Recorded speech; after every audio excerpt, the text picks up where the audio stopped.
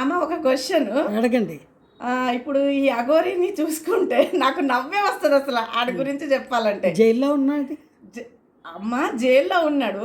ఇప్పుడు మంత్రాలు తంత్రాలు అన్ని గడబడలు చేసిండు, పోయిండు, వచ్చాడు. ఇప్పుడు మంత్రాలు వచ్చాని అదని ఇదని అన్నారు. ఇప్పుడు చెంచల్ కూడా జైల్లో అందరూ ఉన్నాడు. ఇప్పుడు మరి మంత్రాలు తంత్రాలు చేసి ఓం భీం భూషణ్ మరి మాయమైపోతాడా? వాడి మొహం వాడికే కనుక మంత్రాలు విద్యలు వచ్చి ఉంటే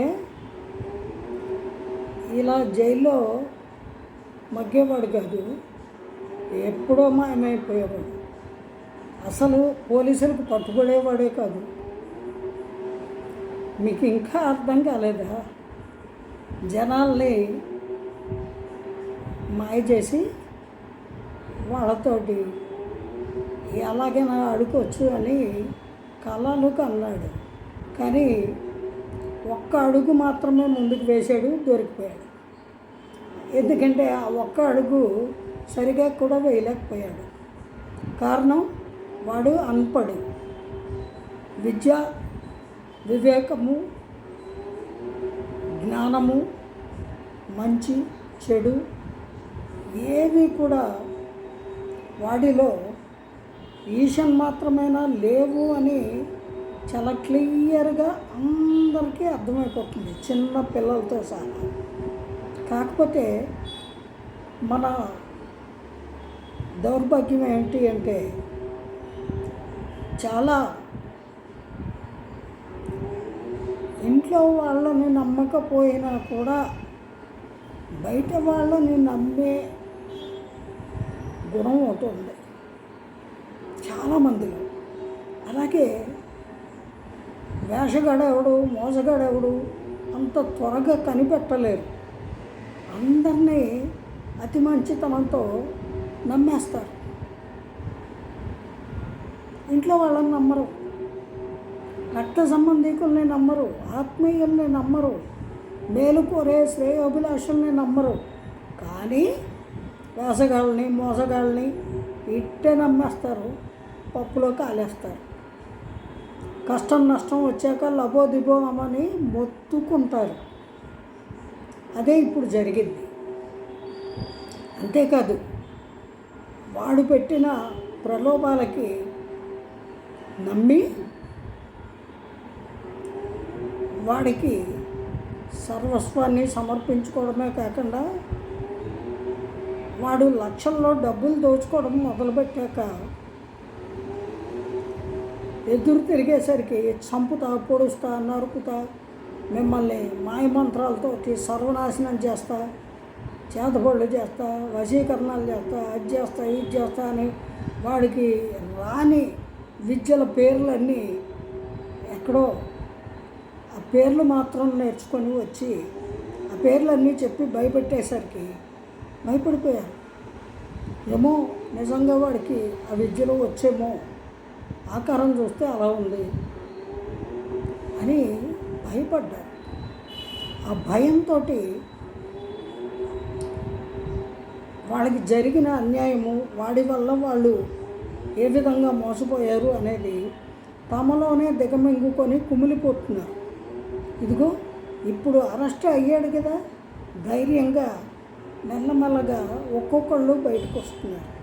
అది కూడా పరుగుపోతుంది. పోయిన వస్తువులు, డబ్బులు ఇవన్నీ పోగా పరుగుపోతుంది, నలుగురిలో పలచన అయిపోతాము అనేటువంటి ఫాల్స్ ప్రెస్టేజ్, గిల్టీ ఫీలింగ్, ఇటువంటి భావజాలంతో ఇంకా దాక్కునే ఉంటున్నారు.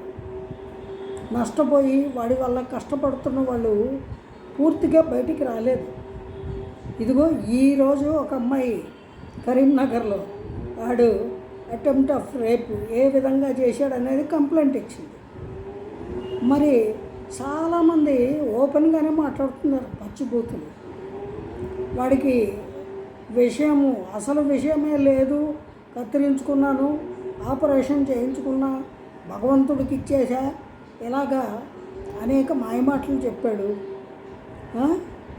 స్త్రీకి సంబంధించినటువంటి అవయవాల్ని కృత్రిమంగా పెట్టించుకొని బాహటంగా నగ్నంగా సమాజంలో సంచరించాడు. కాబట్టి వాటిని కొంతవరకు జనాలు నమ్మారు. కానీ అటువంటి వాడు రేపు ఎలా చేస్తాడు అని అందరూ నోరు విప్పి మాట్లాడుతున్నారు నిర్లజ్జగా.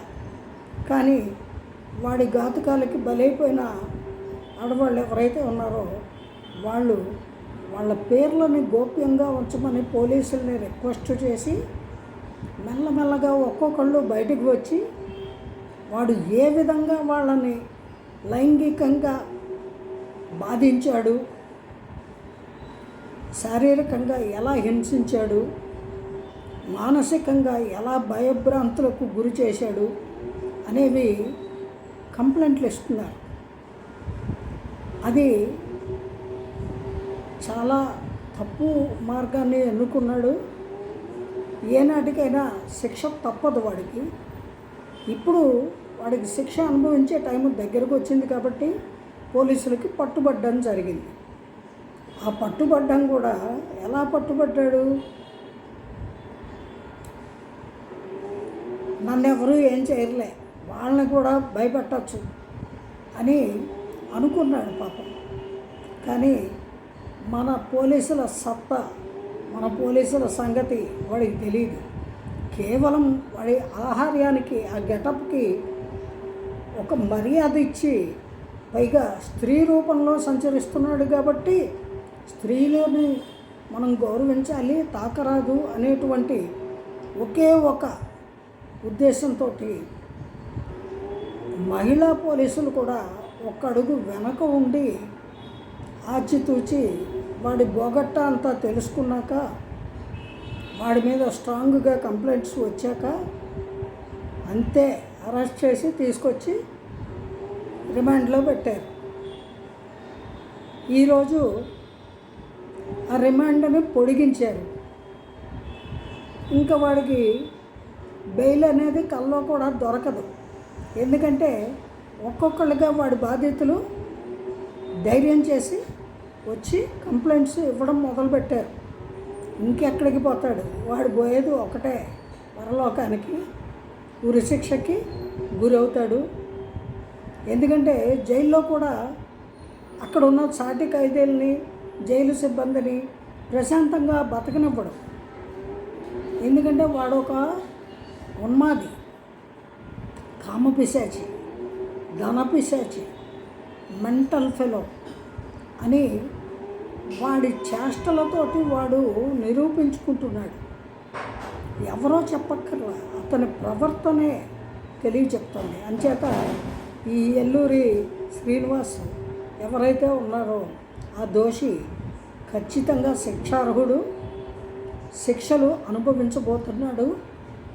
ఎక్కడికి మాయంగాడు ఎవరిని మాయం చేయలేడు. ఇంకా వాడి మాయల్లో ఎవరు పడబోయేది లేదు. జై గురుదేవ.